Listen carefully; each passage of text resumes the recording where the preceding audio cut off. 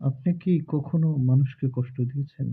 কখনো কাউকে কাঁদিয়েছেন?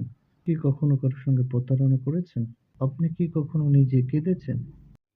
প্রত্যেকটা মানুষই কাঁদে। কাঁদার ধরন কিন্তু আলাদা, আলাদা এবং মানুষ মাত্রই কিন্তু অনুভূতি এবং মায়া মহব্বত সমস্ত কিছু নিয়েই মানুষের পূর্ণাঙ্গ জীবন।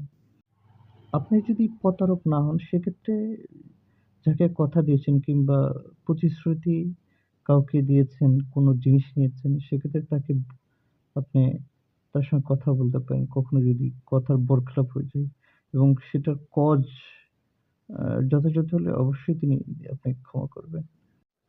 আপনি যদি কাউকে কাঁদিয়ে থাকেন সেক্ষেত্রে তাকে কেন কাঁদিয়েছেন এবং কতটুকু আপনার দোষ ছিল, তার কতটুকু দোষ ছিল সেটা কিন্তু অবশ্যই পর্যালোচনা করার বিষয় রয়েছে।